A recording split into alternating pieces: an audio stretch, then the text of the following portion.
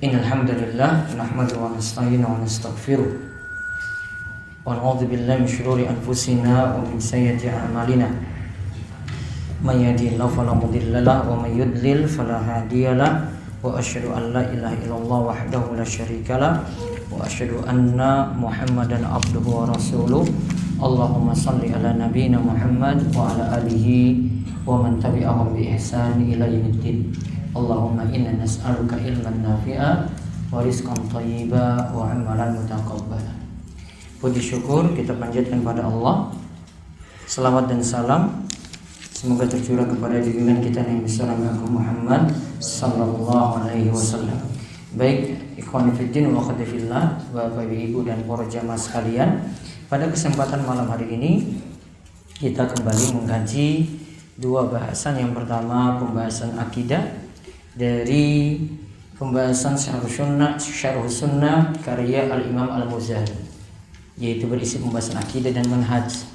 Lalu kita masih lanjutkan lagi tentang pembahasan haji dari kitab Safinatun Najah yang khusus bahasan haji ditulis oleh Syekh Muhammad Ali Ba'atiyah.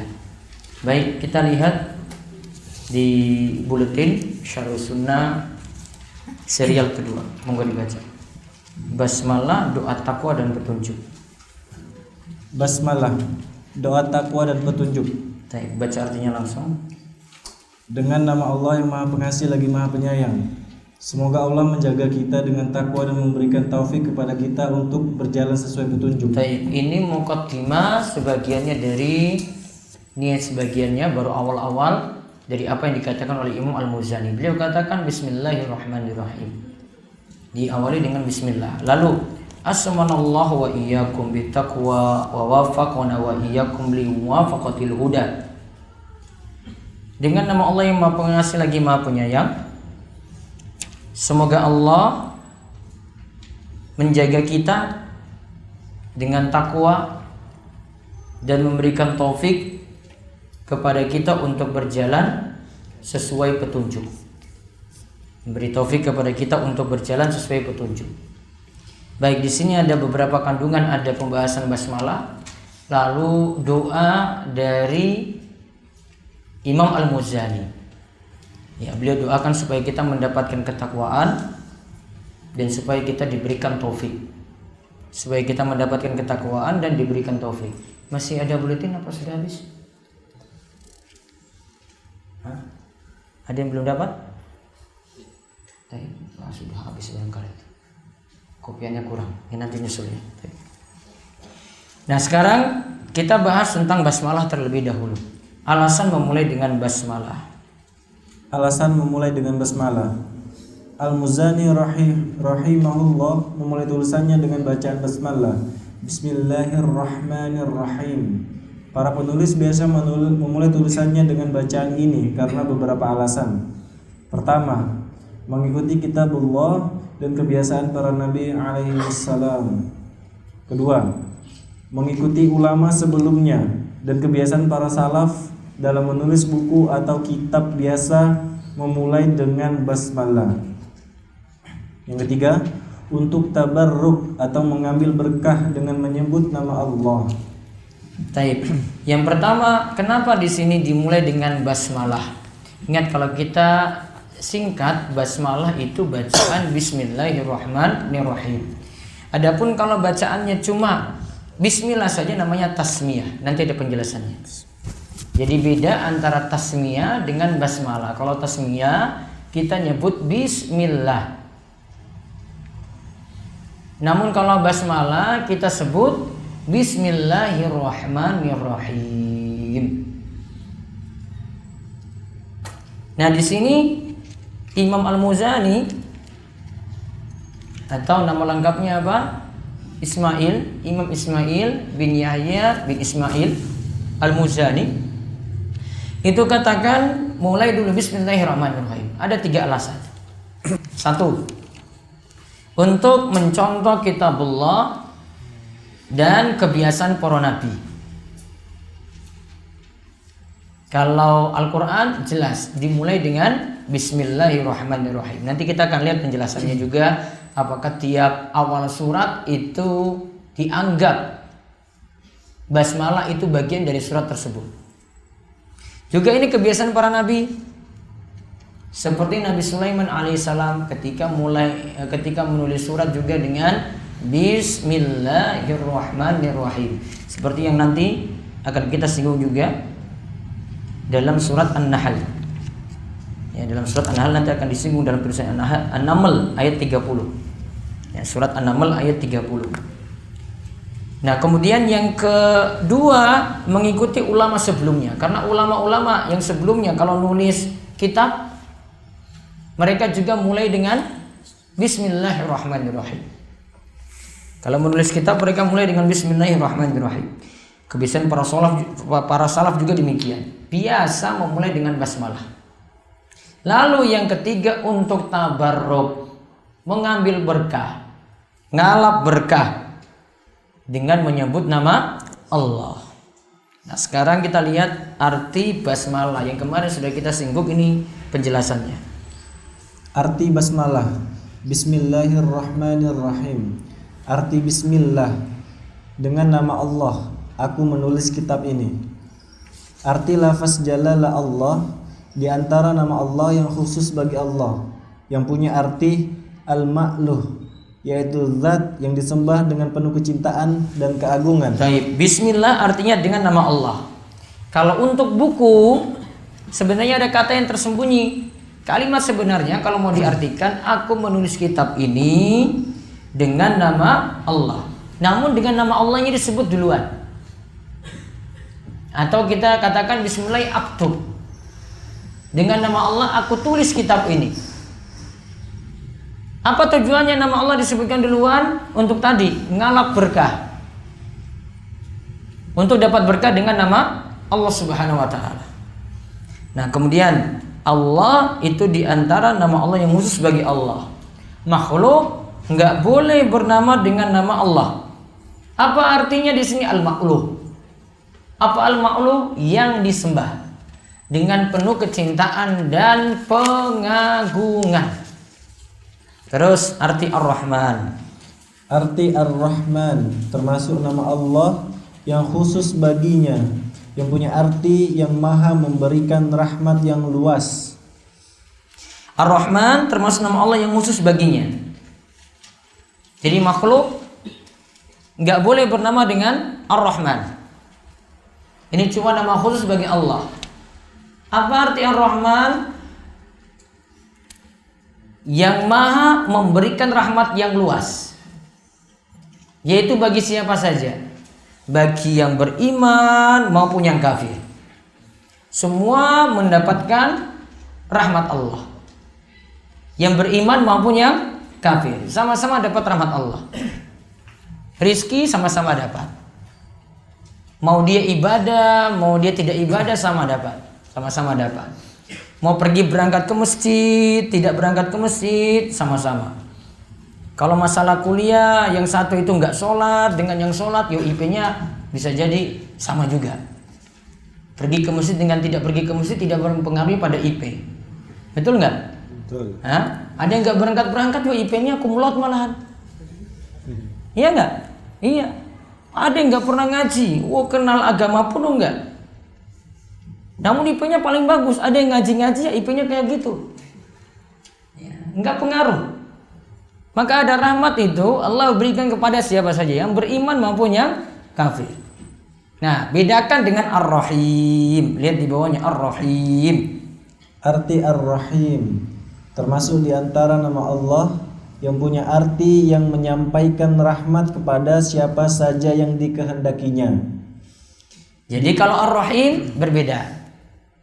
Memberikan kasih sayang juga, memberikan rahmat, namun hanya kepada siapa? Siapa saja yang Allah kehendaki. Berarti cuma orang-orang spesial. Yang tadi dapat rezekinya pas-pasan, Allah berikan iman. Allah berikan ilmu. Allah berikan ketakwaan. Allah berikan kenikmatan dalam ibadah. Yang punya rezeki banyak bisa dapat enggak? Belum tentu. Cuma diberikan kepada orang-orang spesial, diberikan kepada orang-orang yang khusus, tidak diberikan pada setiap orang. Berarti kalau Ar-Rahman itu luas rahmatnya. Namun kalau Ar-Rahim lebih dipersempit lagi, yaitu hanya khusus bagi orang-orang yang beriman. Namun nikmat yang diberikan tentu sangat-sangat spesial dibandingkan dengan rahmat yang luas. Maka kalau orang yang beriman belum tentu dia dapat rezeki banyak. Ada yang rezekinya banyak, ada yang rezekinya biasa. Orang beriman ada yang sehat, ada yang sakit juga. Karena tidak ada kaitannya dengan itu. Yang jelas dia punya kelebihan, masih punya iman. Iman ini yang membedakan. Ya, iman ini yang membedakan. Dan itulah yang jadi pembeda orang-orang beriman dengan orang-orang kafir. Kalau orang beriman berlomba-lomba siapa yang terbaik imannya. Makanya mereka sering mengatakan, kalau para salaf itu katakan, kalau aku itu kalah dalam urusan akhirat, aku akan kejar dia. Kalau aku kalah dalam urusan dunia, aku akan kejar dia dalam urusan akhirat. Kalau aku kalah dalam urusan dunia, tadi misalnya IP-nya kalah tadi, namun ngajinya nggak mau kalah dia. Kekayaannya kalah, namun imannya nggak mau kalah. Dia kejar ketinggalannya dalam urusan akhirat tadi, dia berusaha lomba ini, walaupun dunianya dia kalah. Dia ingin menang dalam urusan akhirat, berlomba-lomba dalam kebaikan. Kemudian dinukil dari sebagian ulama, bahwa maksud bismillah adalah aku memulai dengan pertolongan, petunjuk dan keberkahan dari Allah. Nah, aku memulai dengan pertolongan, dengan petunjuk dan keberkahan dari Allah. Berarti sambil ucapkan bismillah itu sambil meminta tolong. Sambil membaca bismillah itu mohon petunjuk dari Allah. Sambil baca bismillah ingin dapat berkah. Terus lanjutkan. Ini adalah bentuk pengajaran dari Allah kepada hambanya supaya mengingat Allah ketika memulai membaca atau memulai aktivitas lainnya. Sehingga awalnya dimulai dengan memohon berkah dari Allah Ta'ala. Nah, makanya setiap aktivitas yang baik-baik diawali dengan bismillah. Sekarang pembahasannya, apakah bismillah merupakan bagian dari Al-Fatihah dan bagian dari surah yang lainnya? Dibaca. Apakah bismillah merupakan bagian dari Al-Fatihah dan bagian dari surat lainnya? Pertama, sepakat ulama bahwa Bismillahirrahmanirrahim merupakan bagian dari surat An-Naml ayat 30. Nah, kalau surat An-Naml ayat 30 sepakat ulama. Karena di situ ya diceritakan tentang Sulaiman, innahu min Sulaiman wa innahu bismillahirrahmanirrahim.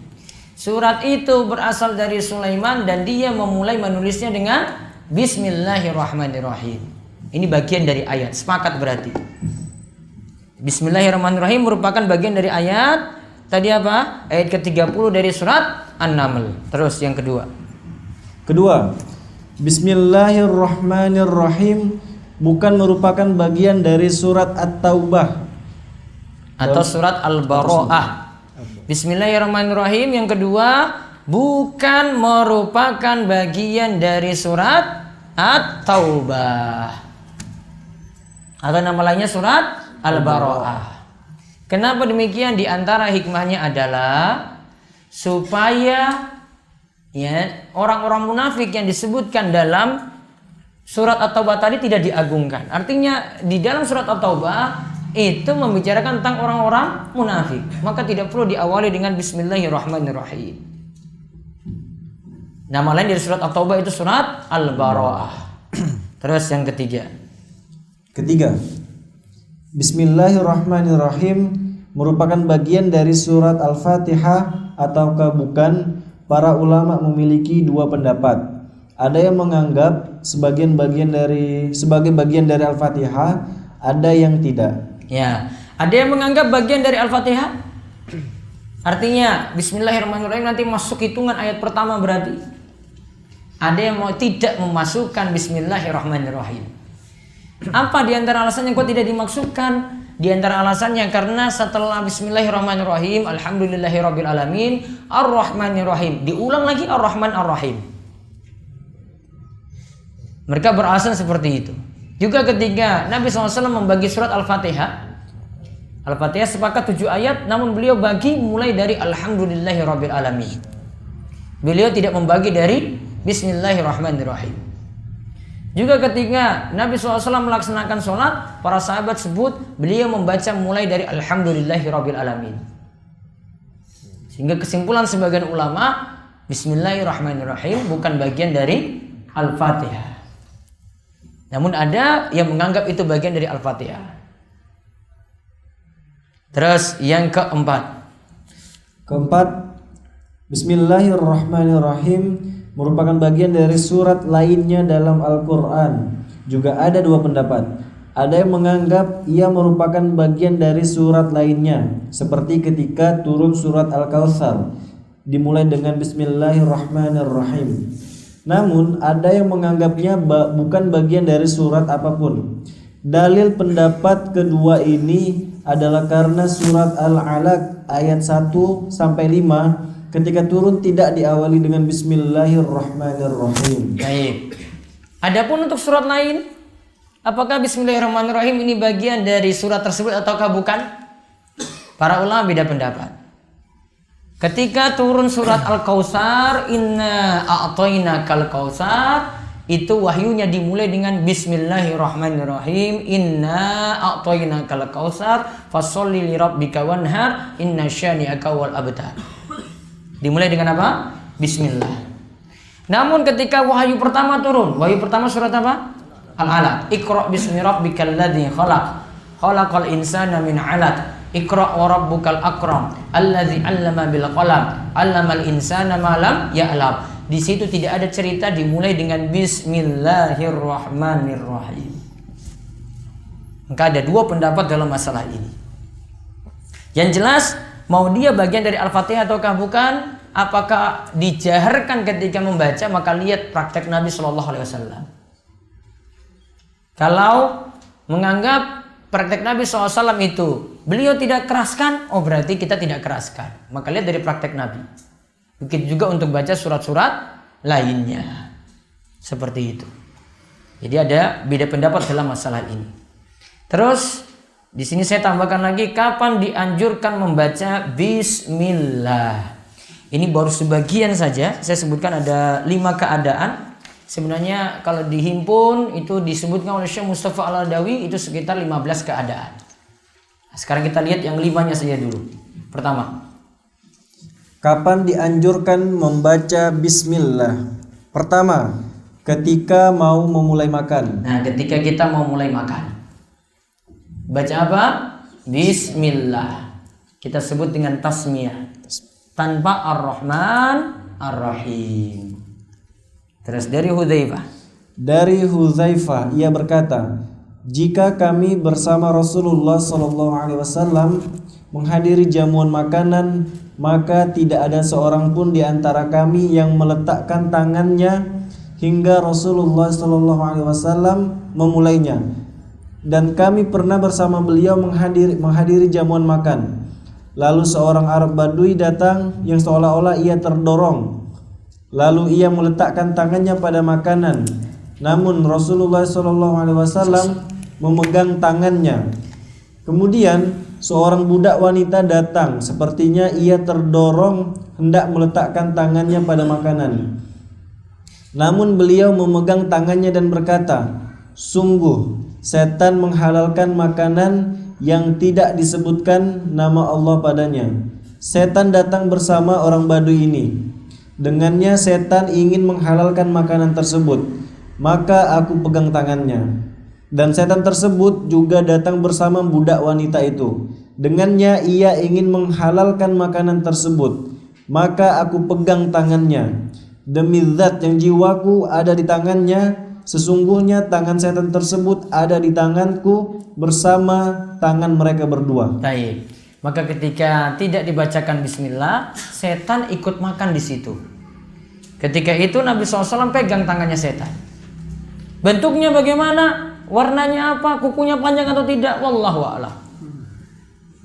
Ya, jangan pakai gambaran-gambaran di televisi. Enggak disebutkan di sini. Enggak usah cari-cari masalah. Wah, ini kayaknya kukunya panjang ini. kayaknya tangannya itu kotor ini. Enggak disebutkan kok, sudah. Ngapain juga cari cerita tentang itu? Nabi SAW tidak ceritakan. Cuma Nabi SAW ceritakan apa? Kalau ada yang tidak baca bismillah, maka setan ikut makan di situ. Berarti di sini dianjurkan atau diperintahkan untuk baca bismillah. Kalau tidak, setan menghalalkan makanan tersebut untuk dirinya. Ya, setan menghalalkan makanan tersebut untuk dirinya. Maka ini jadi dalil. Sebagian ulama katakan baca bismillah hukumnya wajib. Ya, baca bismillah hukumnya wajib. Karena apa? Kalau tidak baca bismillah, setan menghalalkan makanan tadi untuk dirinya. Berarti kalau kita baca bismillah, setan pergi dari situ. Nah, terus yang kedua, lupa membaca bismillah pada awal makan. Lupa membaca bismillah pada awal makan. Nah, kita lihat ceritanya lagi di sini dari Umayyah.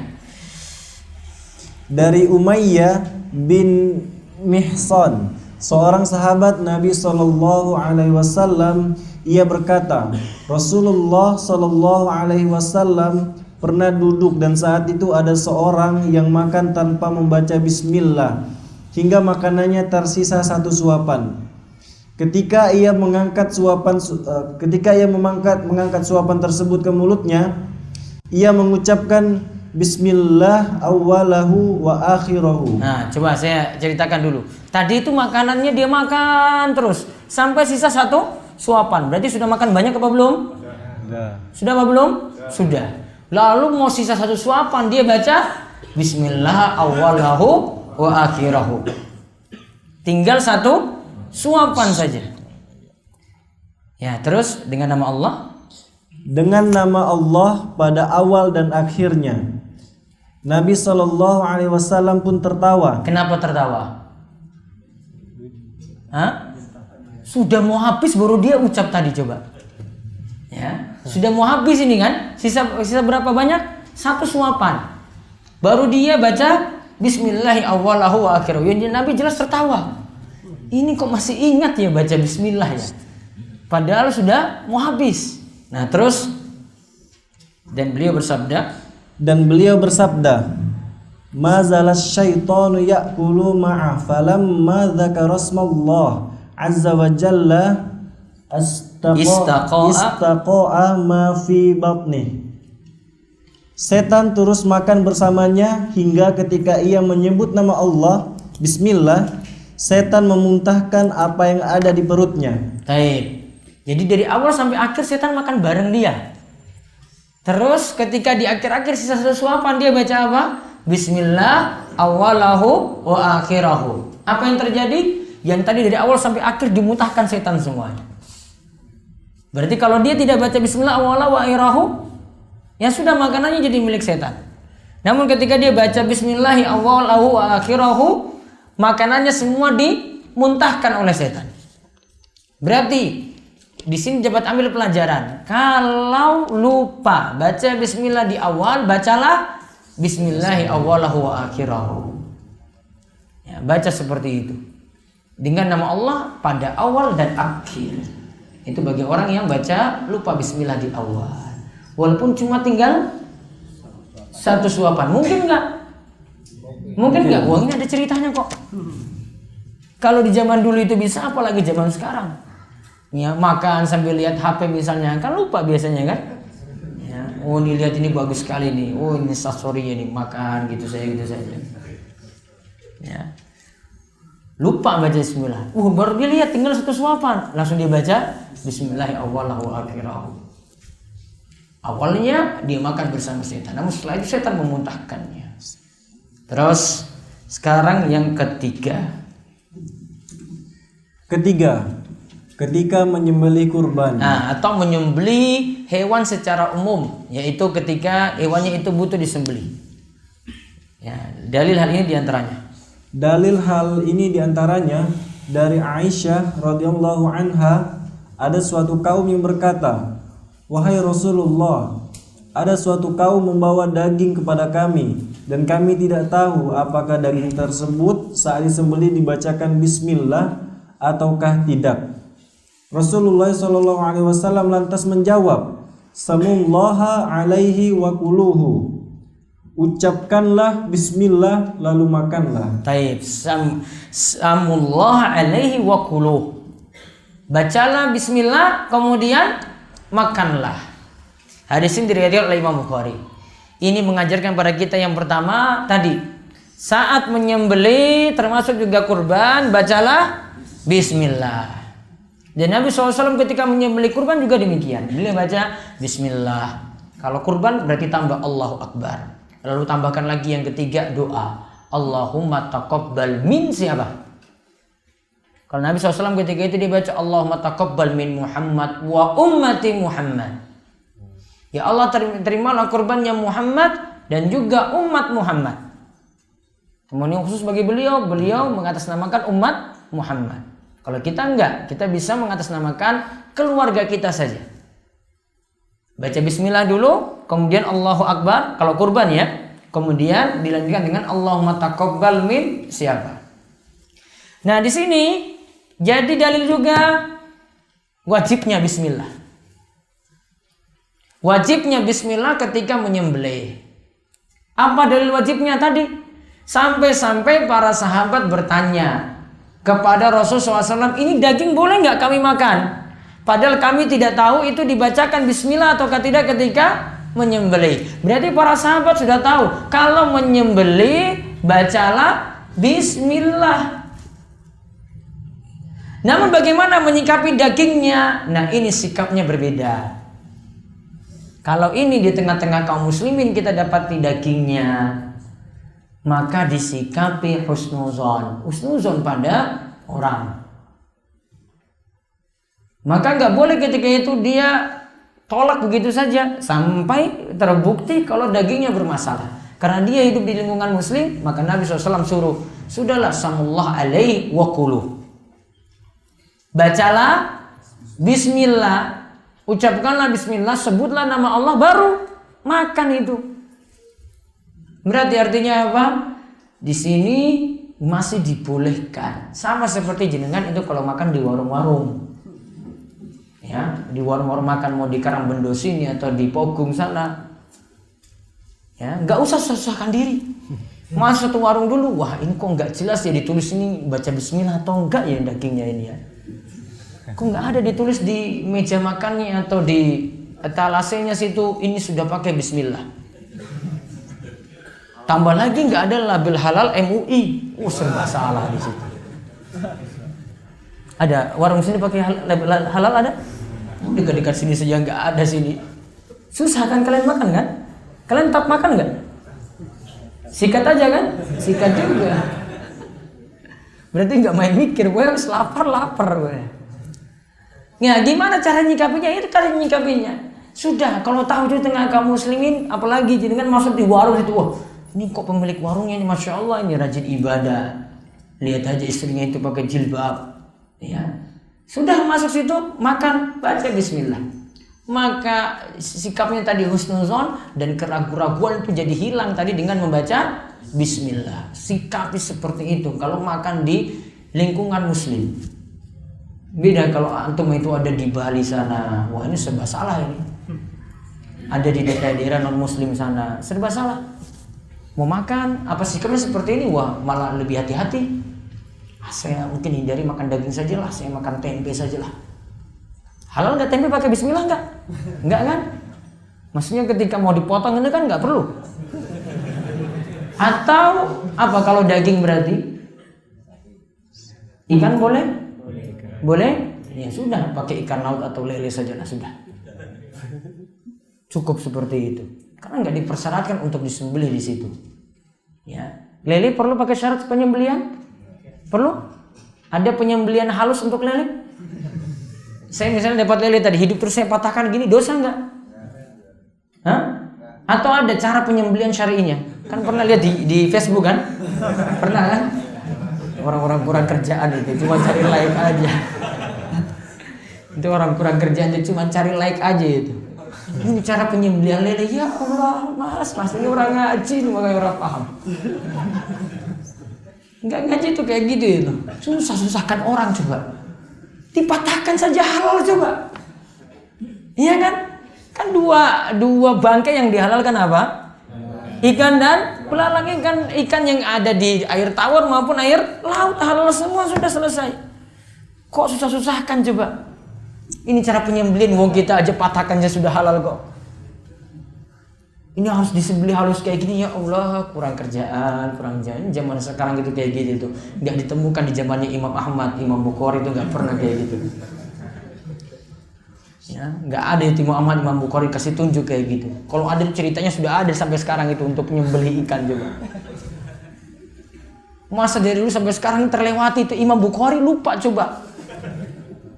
Atau belakangan lah Imam Sudais itu lupa si Sudais itu. Nah, kita yang di Indonesia ingat, luar biasa orang Indonesia ya. Mungkin kalau si Sudais itu lihat ininya dia guyon juga nih, kurang kerjaan orang Indonesia ini. Aneh-aneh. Sudah, berarti sikapinya apa tadi? Makanan. Kalau daging ya, kita bahas daging. Berarti dirinci jadi dua. Lihat lingkungannya. Kalau itu di lingkungan muslim, maka sikapnya apa? Husnuzon. Beda kalau jenengan berada di negeri kafir. Atau dapat daging impor dari negeri kafir. Apa sikapnya? Harus yakin dulu sampai di mana itu disembelih, caranya bagaimana. Lebih diperketat dibandingkan dengan orang muslim. Ini sudah tinggal di sini. Ya. Kemudian orang-orang sini muslim semuanya. Kita nggak pandang dia itu keseharian gimana. Namun dia muslim, lahiriah seperti itu. Maka muslim asalnya disikapi baik.